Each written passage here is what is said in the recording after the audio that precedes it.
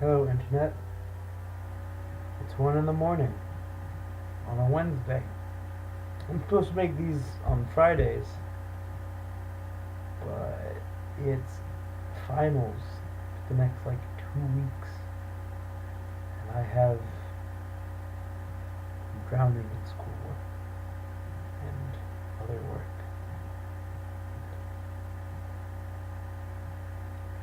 I just haven't. I feel bad, but I also really need to get through this semester.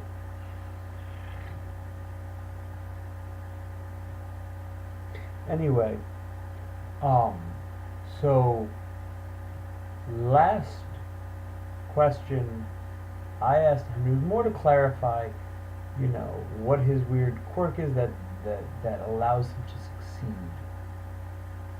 And uh, he gave a much better answer this time, and I was very happy about it. Um, but I've already said mine's my ability to be social. But my other one, because I have to do another one now, because I feel bad if I don't answer twice, is I'm really good in stressful situations. I always joke the worse the problem, the worse the situation is, the more in control I feel and the better I do. So that.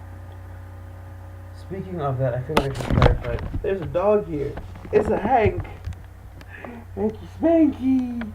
He's so cute. He's very tired. It's 1 in the morning. He should be asleep. I should be asleep. He's sick of me being awake right now. Anyway, Henry um, asked me how to prepare for a long road trip.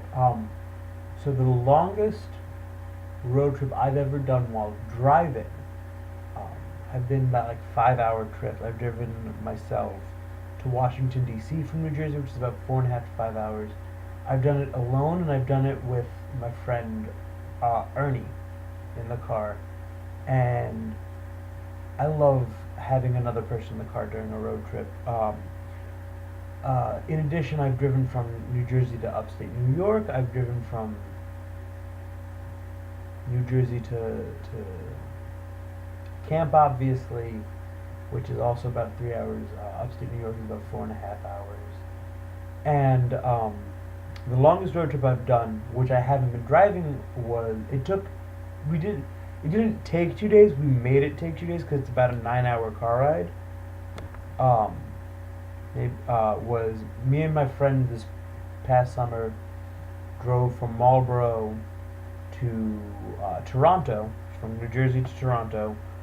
But we did it in 2 days and stopped in Ithaca because we had friends there, and I didn't drive at all because my friend drove.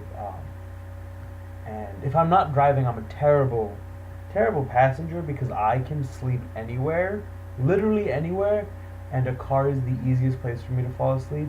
So I would be sitting, and then I would be trying my best to stay awake, and then I would just fall asleep. And you can ask any of my friends who drive with me a lot.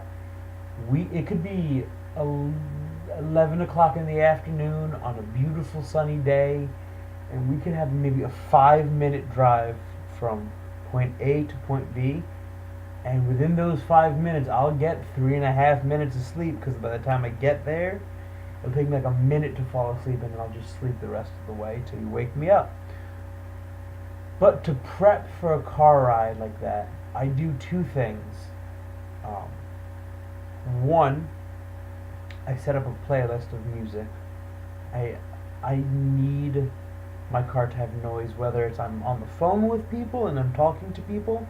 I know I've called Henry, I've called you from Born Car Rides, I've called my friends, I've called this and that. I just need some other sound, especially if I'm alone. If like I said when I drove with Ernie, we had each other to talk to. And then the other thing, which again not going to be a surprise, I need music playlist so badly. I need sound. I need something to sing along to, something to keep me awake. In addition to that, I need food, but not like food. For those that don't know this, I love candy. I really enjoy candy. Like a lot. Like a lot. um.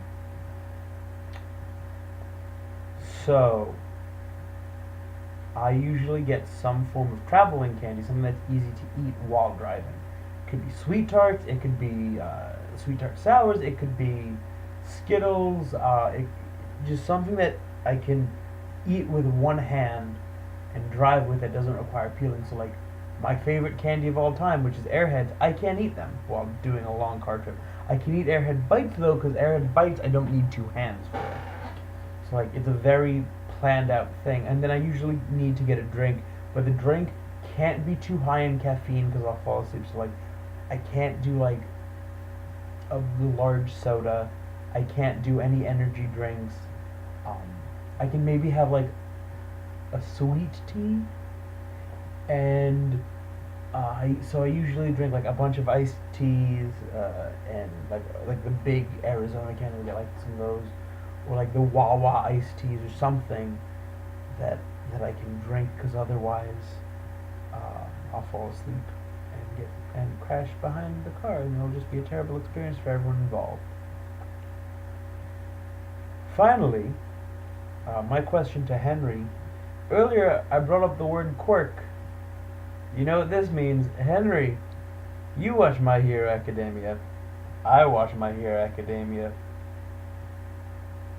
If there was a quirk that we've seen so far from the show itself, not the personality, not the character behind it, the quirk itself,